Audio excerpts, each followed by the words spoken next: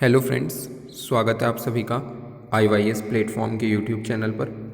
चलिए शुरू करते हैं अपनी डेली करंट अफेयर की क्लास, जिसमें हम कवर करेंगे PIB न्यूज़ को, famous newspaper like Dainik Jagran and Hindu में जो भी न्यूज़ इंपॉर्टेंट है उसको हम कवर करेंगे।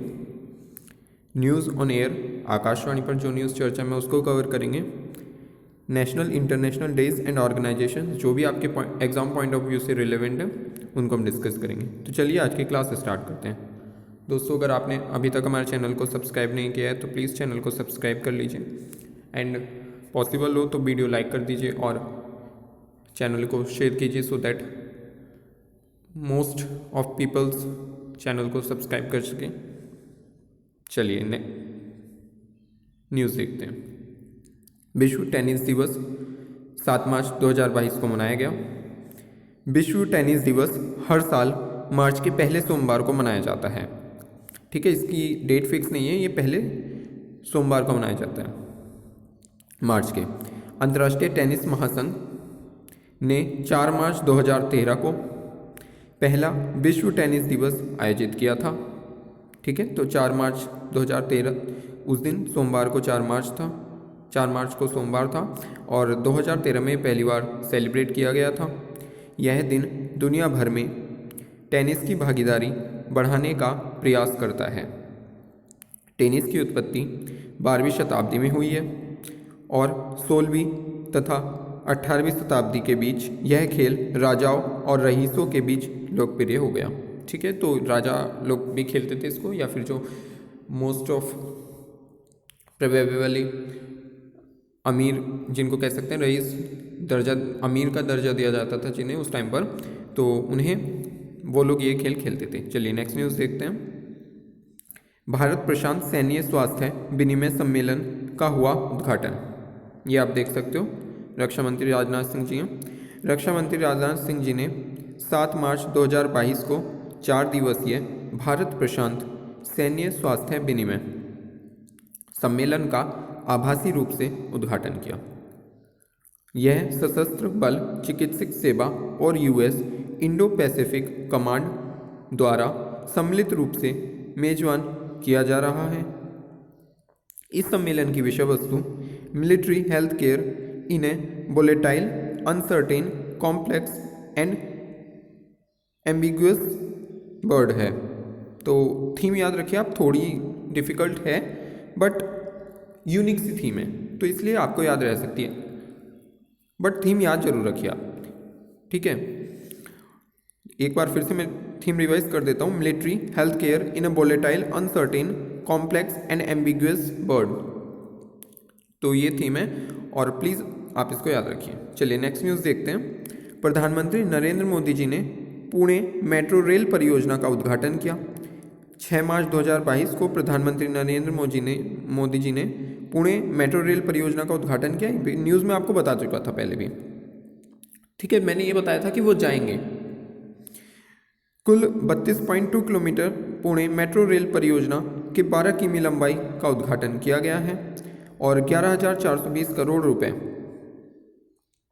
31.25 किलोमीटर पुणे मेट्रो चरण 1 में पिंपरी चिंचवाड़ से स्वारगेट तक 14 स्टेशनों के साथ 16.58 किलोमीटर का कॉरिडोर 1 और बनाज से रामबाड़ी तक 16 स्टेशनों के साथ 14.66 किलोमीटर का कॉरिडोर 2 शामिल है। ठीक है, तो बहुत ज़्यादा आपको इसमें पढ़ने की ज़रूरत नहीं है। और सबसे इम्पॉर्टेंट बात है कि प्रधानमंत्री जी ने क्या क्या कार्यक्रम किए अटेंड, तो मैंने आपको बताया था उस दिन भी कि प्रधानमंत्री जी कहाँ कहाँ पर जाने वाले हैं। एक स्टैचू इन्होंने इनॉग्रेट किया था, तो वो आप याद रखिए, क्योंकि प्रधानमंत्री जी की विजिट मैं पहले भी अपने वीडियोस में काफ़ी बार बोल चुका हूँ कि प्रधानमंत्री जी कहीं भी जाते हैं तो वो विजिट इंपॉर्टेंट हो जाती है, इसलिए आप ये याद रखिए इन्होंने क्या क्या चीज़ें इनॉग्रेट की। चलिए नेक्स्ट न्यूज़ देखते हैं। 7 से 8 मार्च 2022 तक आयोजित होगा इंडिया ग्लोबल फोरम। बेंगलुरु में इंडिया ग्लोबल फोरम 7 और 8 मार्च को आयोजित किया जाएगा। IGF इंडियन ग्लोबल फोरम अंतर्राष्ट्रीय व्यापार और वैश्विक नेताओं के लिए एजेंडा सेटिंग फोरम है। मतलब इसमें आने वाले टाइम के लिए, अगले टाइम के लिए एजेंडा सेट किया जाता है। इसमें कौशल विकास एवं उद्यमिता राज्य मंत्री श्री राजीव चंद्रशेखर जी भाग लेंगे। यह बेंगलुरु में IGF का पहला संस्करण है। इससे पहले की मेजबानी दुबई और यूके में ही की गई थी, मतलब अभी तक ये विदेशों में ही होता आया था, तो अब ये भारत में ही हो रहा है। नेक्स्ट न्यूज़ देखते हैं, इंपॉर्टेंट है वेरी। केंद्रीय औद्योगिक सुरक्षा बल का 53वां स्थापना दिवस 6 मार्च 2022 को मनाया गया। केंद्रीय गृह मंत्री अमित शाह जी ने 6 मार्च 2022 को उत्तर प्रदेश के गाजियाबाद में केंद्रीय औद्योगिक सुरक्षा बल CISF के 53वें स्थापना दिवस समारोह में शामिल हुए।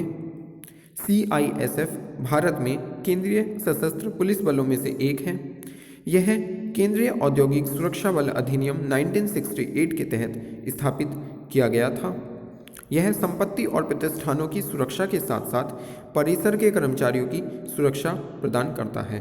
तो CISF बड़ा इंपॉर्टेंट है कंट्री के लिए, क्योंकि आपने देखा होगा आप किसी भी पब्लिक प्लेस पे जाते हैं, लाइक मेट्रो और रोडवेज बस स्टैंड कह लीजिए आप, या फिर कुछ म्यूज़ियम वगैरह कुछ भी कह लीजिए आप, तो आपने देखा होगा कि CIA पर्सोनल ही आपको वहाँ पर मिलेंगे। तो बहुत बड़ा मेजर रोल प्ले करती है इंडिया की सिक्योरिटी के लिए, ठीक है, हम लोगों की सिक्योरिटी के लिए। ऑल्दो वो बॉर्डर पर नहीं है, but still they are very important, because अगर आपकी पब्लिक प्लेसेस ही सेफ नहीं होंगी तब आप घूम नहीं सकते ना बेफिक्री के साथ। तो इसलिए बहुत इंपॉर्टेंट मेजर रोल प्ले करते हैं। और इन्होंने अपना 53वां स्थापना दिवस बनाया CISF, और ये CISF है, CIFS नहीं है, याद रखिए आप, मंत्री जी के बोल याद रखिए आप, CIFS नहीं है, ये CISF है। मंत्री जी पर विश्वास मत कीजिए। चलिए नेक्स्ट न्यूज़ देखते हैं। इस्पात राजभाषा पुरस्कार में NMDC को मिला प्रथम पुरस्कार।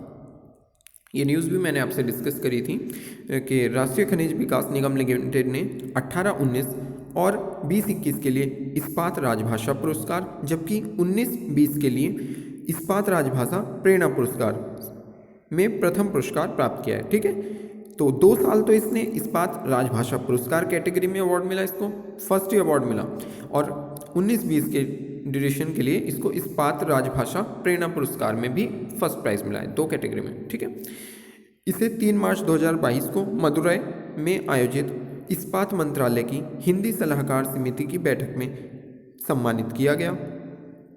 इस अवसर पर उप महाप्रबंधक राजभाषा NMDC को एक प्रशस्ति पत्र प्रदान किया गया। तो न्यूज़ इंपॉर्टेंट है। चलिए नेक्स्ट न्यूज़ देखते हैं।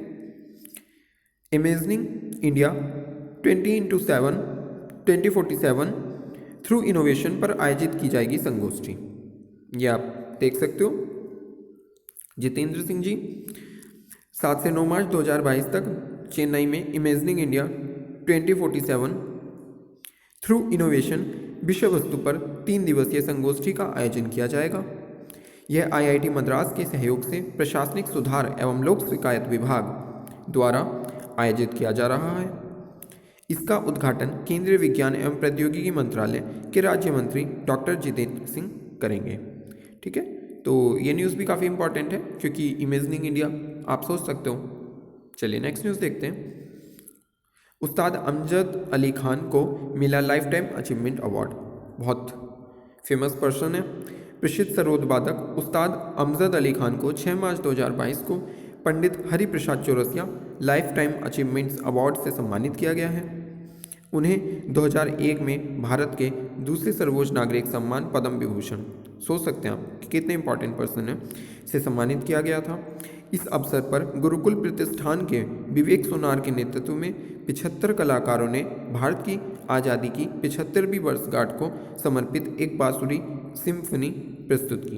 तो आप ये भी याद रखिए कि 75वीं वर्षगांठ, 75वां वर्ष आज़ादी के, ठीक है, तो ये कोई छोटी बात नहीं है, बहुत इम्पॉर्टेंट बात है। भारत लगातार प्रगति के पथ पर अग्रसर है और भारत ने अपने आज़ादी के 75 वर्ष पूरे किए।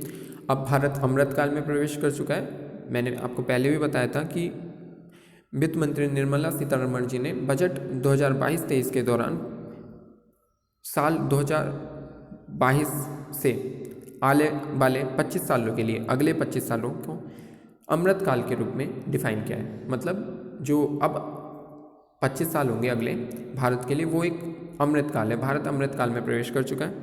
तो उम्मीद है कि हम सभी भारत को नवनिर्माण में भारत के योगदान देंगे, उसकी प्रगति में योगदान देंगे और ऐसे किसी भी विवाद से हम बचने की कोशिश करेंगे जिससे भारत की प्रगति कम हो, चाहे वो कैसा भी विवाद हो।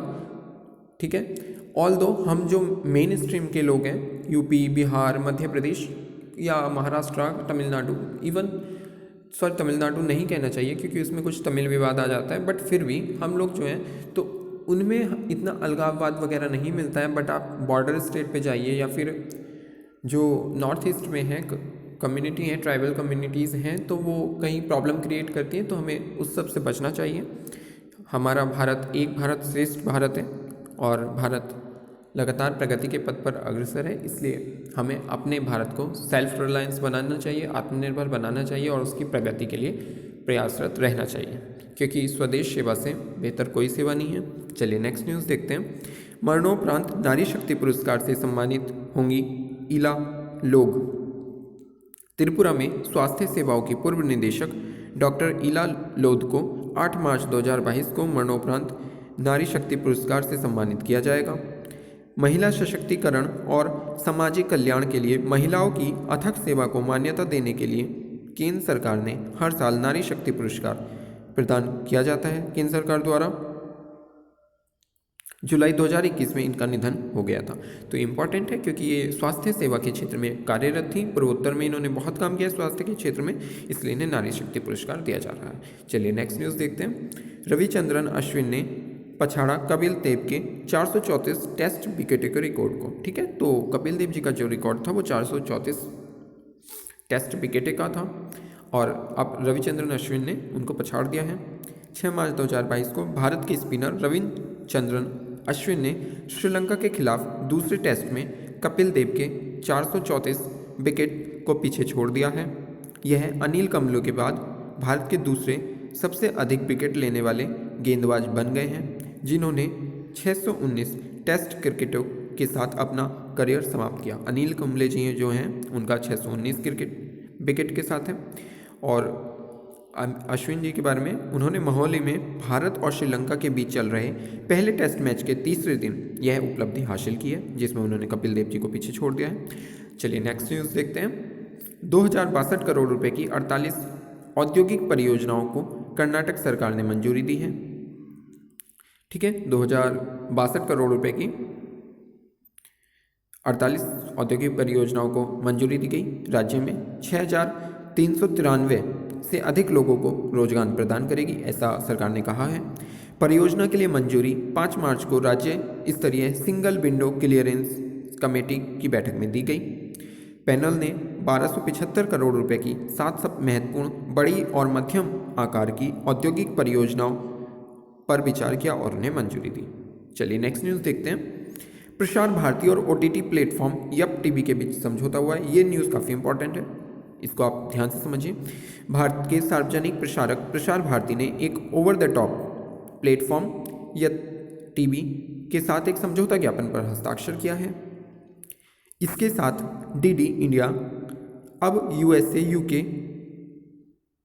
अन्य यूरोपियन कंट्रीज, मध्य पूर्व, सिंगापुर, ऑस्ट्रेलिया, न्यूजीलैंड में यप टीवी के OTT प्लेटफॉर्म पर उपलब्ध हो जाएगा।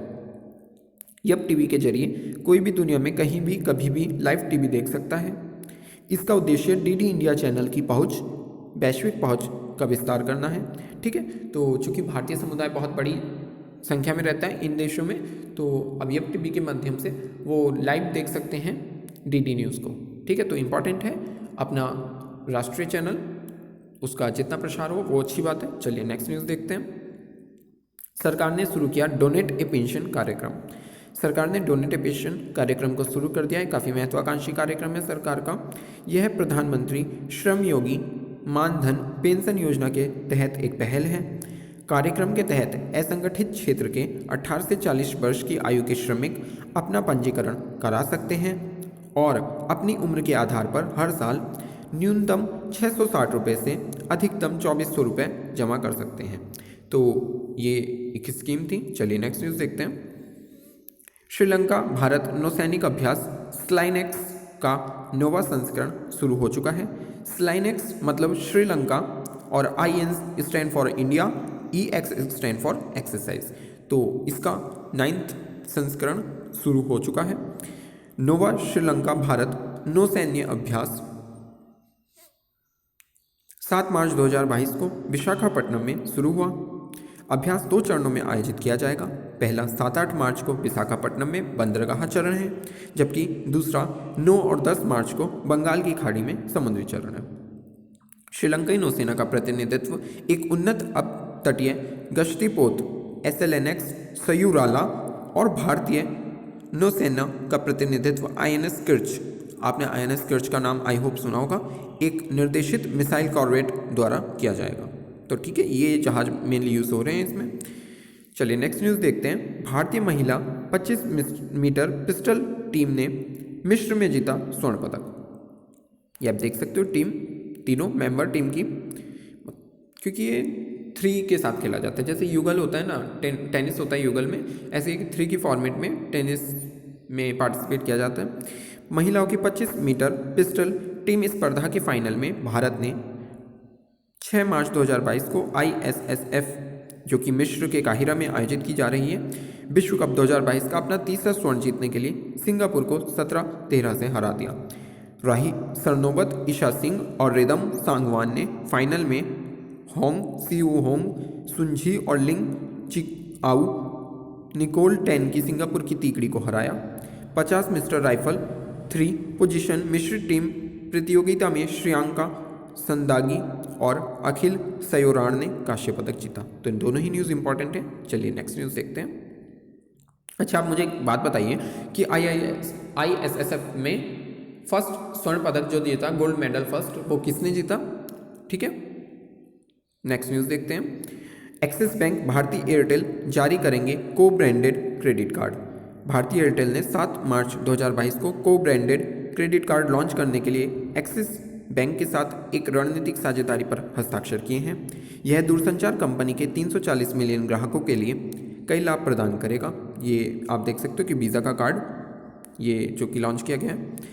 दोनों ही पूर्व अनुमोदित तत्काल ऋण, बाय नाउ पे लेटर और अन्य सहित नवीन वित्तीय पेशकशों और डिजिटल सेवाओं की एक श्रृंखला को बाजार में लाना चाहते हैं प्रसार भारती और भारतीय एयरटेल, एक्सिस बैंक और भारतीय एयरटेल, सॉरी।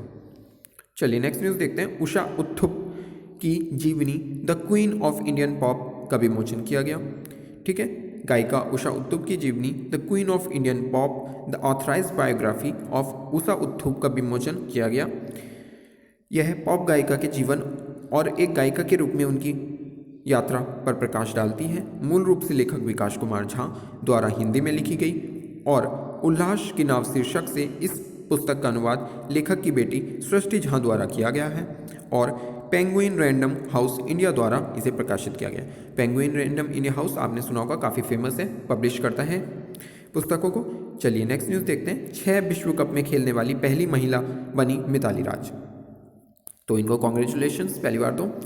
मिताली राज 6 मार्च 2022 को सचिन तेंदुलकर और पाकिस्तान के जावेद मियांदाद के साथ 6 विश्व कप में भाग लेने वाली तीसरी क्रिकेटर और पहली महिला क्रिकेटर बनी गई हैं। उन्होंने न्यूजीलैंड में ICC महिला विश्व कप में पाकिस्तान के साथ शुरुआती मैच के दौरान यह उपलब्धि हासिल की।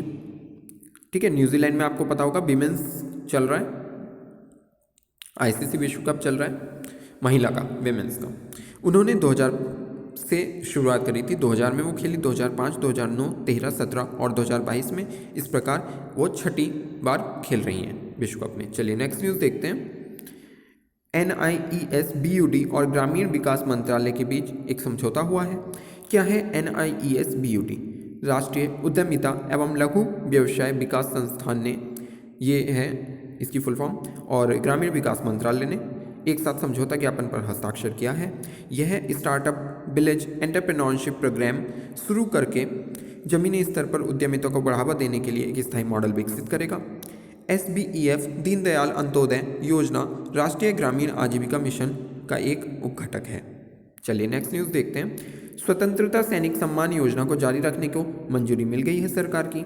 सरकार ने वित्तीय वर्ष 21-22 से 25-26 के लिए स्वतंत्रता सैनिक सम्मान योजना और इसके घटकों को 31 मार्च 2021 से आगे जारी रखने की मंजूरी दे दी है। इसका कुल वित्तीय परिव्यय 3,274 करोड़ रुपए लागत बताया जा रहा है और स्वतंत्रता सेनानियों और उनके योग्य आश्रितों को स्वतंत्रता सैनिक सम्मान पेंशन स्वीकृत की गई है। 2016 से महंगाई राहत भी इसमें दी जाती है। ठीक है, तो इम्पॉर्टेंट है स्वतंत्रता सेनानी और उनके परिवार जो कि निराश्रित हो जाते हैं या फिर आश्रित हो जाते हैं, आप कह सकते हो कि दूसरों पर आश्रित हो जाते हैं क्योंकि उनके फैमिली का कोई मेंबर अगर एक्सपायर हो जाए और वही उनके यहाँ पर कमाने वाला इंसान था, तो इसलिए उनके लिए पेंशन होनी चाहिए। नेक्स्ट न्यूज़ देखते हैं। फरवरी 2022 में कोयला मंत्रालय 2% बढ़ोतरी के साथ 79.54 मिलियन टन दर्ज किया गया। तो इंपॉर्टेंट न्यूज़ है, बढ़ोतरी हुई है। कोयला आधारित विद्युत के उत्पादन में जनवरी 2022 की तुलना में फरवरी में 3.5% की कमी आई है। ठीक है, तो कोयला आधारित जो विद्युत उत्पादन होता है, चूँकि उसमें पोल्यूशन क्रिएट होता है, ग्लोबल वार्मिंग भी होती है, तो उसमें कमी आई है। सौर ऊर्जा पर निर्भरता क्योंकि भारत की बढ़ रही है, भारत सौर ऊर्जा की ओर उन्मुख है, रिन्यूएबल एनर्जी की, नॉट ओनली सिर्फ सौर ऊर्जा बट रिन्यूएबल की तरफ बढ़ रहा है भारत और सतत विकास की तरफ भारत बढ़ रहा है। तो ये इंपॉर्टेंट न्यूज़ है, इसमें बहुत ज़्यादा कुछ आपको पढ़ने की जरूरत नहीं है, बस आपको इतना पता होना चाहिए। चलिए नेक्स्ट न्यूज़ देखते हैं। ECI ने इंटरनेशनल इलेक्शन विजिटर्स प्रोग्राम 2022 की मेजबानी की। ये वेरी वेरी इंपॉर्टेंट न्यूज़ है। IEBP 2022 में लगभग 32 देशों के 150 से ज़्यादा प्रतिनिधि वर्चुअल माध्यम से शामिल हुए। भारतीय निर्वाचन आयोग ने 32 देशों के चुनाव प्रबंधन संगठनों और अंतर्राष्ट्रीय संगठनों के लिए इंटरनेशनल इलेक्शन विजिटर प्रोग्राम की वर्चुअल माध्यम से मेजबानी की है। ठीक है, और इसमें अनेक राज्य ने पार्टिसिपेट किया। ठीक है, ये आप देख सकते हो। उत्तर प्रदेश के जारी विधानसभा चुनावों का एक सामान्य खाका भी इसमें प्रस्तुत किया गया। ठीक है, तो ये न्यूज़ इंपॉर्टेंट है। चलिए नेक्स्ट न्यूज़ देखते हैं। ग्रामीण महिलाओं की उद्यमशीलता की भावना को सम्मानित कर महिला दिवस मनाएगा ग्रामीण विकास विभाग। तो इम्पॉर्टेंट है, आज आप सभी को अंतर्राष्ट्रीय महिला दिवस की शुभकामनाएं। केंद्रीय ग्रामीण विकास मंत्री महिला दिवस विभिन्न पुरस्कार प्रदान करेगा। तो आप देख सकते हो, ये इन्विटेशन कार्ड है।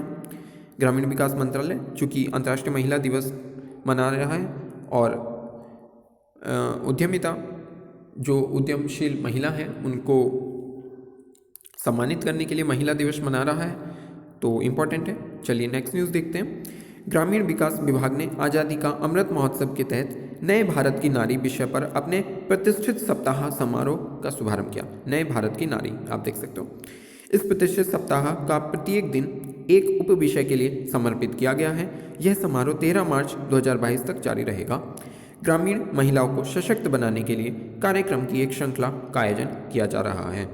ठीक है, तो पर डे 7 से 13 मार्च 8 से 13 मार्च तक एक कार्यक्रम रोज होगा अलग थीम पर, और महिलाओं की उन्नति, प्रगति, स्वावलंबिता के बारे में इसमें बताया जाएगा।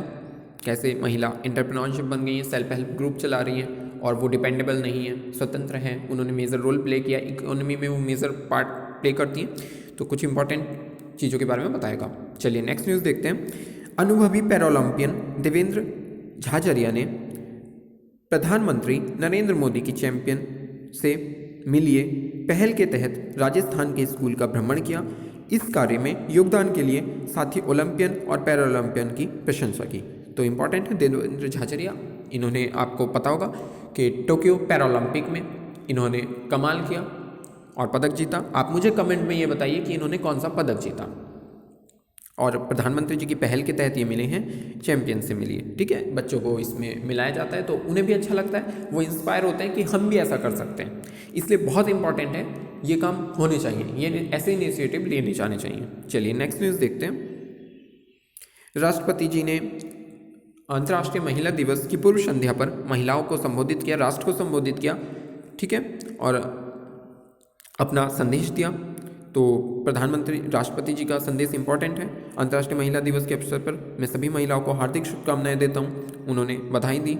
ठीक है, आपकी निरंतर बदलती दुनिया में, आज की निरंतर बदलती दुनिया में भारतीय महिलाएं अपने व्यक्तिगत और सामाजिक जीवन के साथ साथ राष्ट्रीय फलक पर भी उल्लेखनीय रूप से अपनी छाप छोड़ रही हैं। उन्होंने काफ़ी बड़ा वक्तव्य दिया, आप सुन सकते हैं, आपको इंस्पायर करेगा।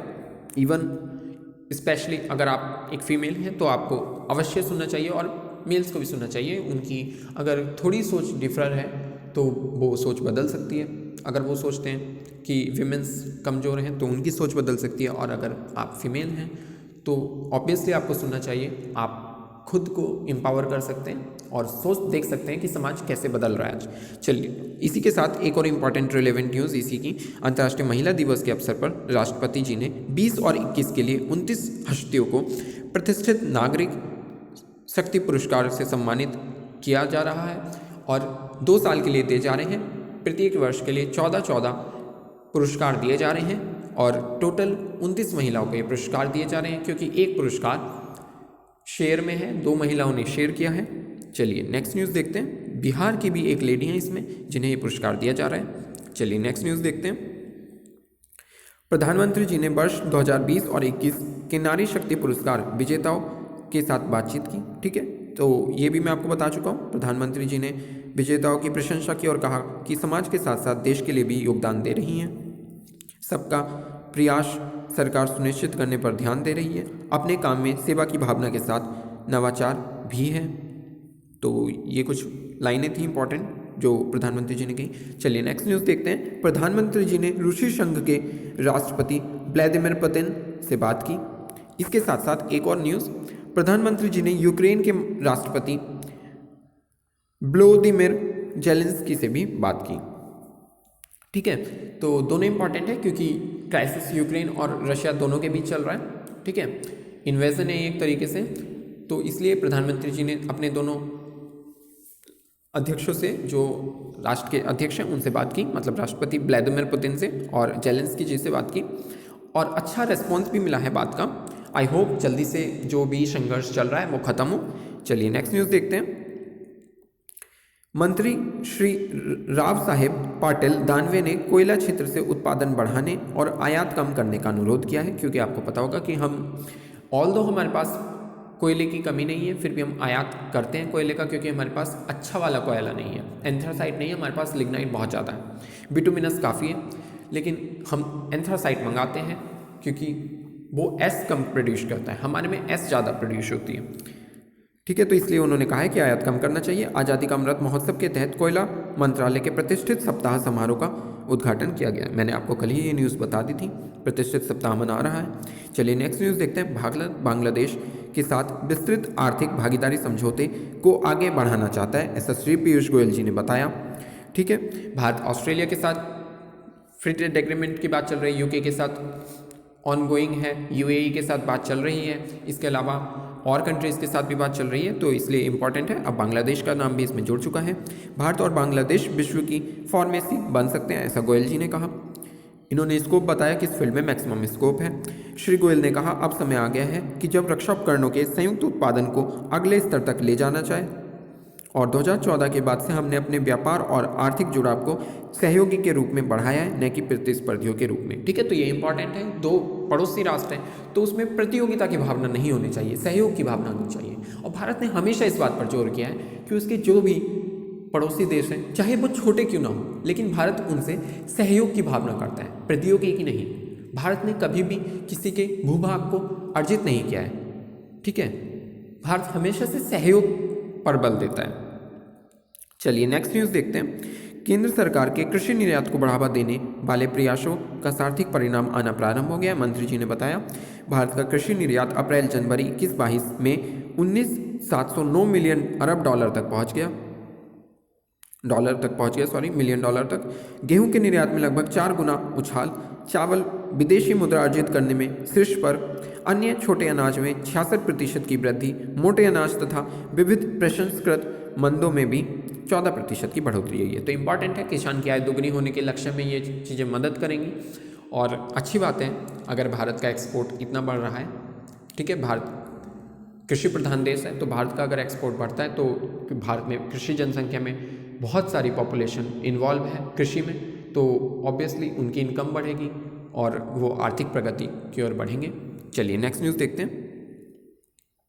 खरीफ विपणन 21-22 में 725.93 लाख मीट्रिक टन की खरीद हुई है। ये सरकारी आंकड़े हैं जो कि रिलीज़ किए गए हैं, और इतने करोड़ रुपए के न्यूनतम समर्थन मूल्य से 102 लाख किसान लाभान्वित हुए हैं। तो एमएसपी जिस पे विवाद भी चल रहा है किसान लॉस के लेकर, तो इसमें इन्होंने बताया है कि कितनी खरीद की गई है एमएसपी पर और इतनी टोटल खरीद हुई है चावल की। तो नेक्स्ट न्यूज़ देखते हैं।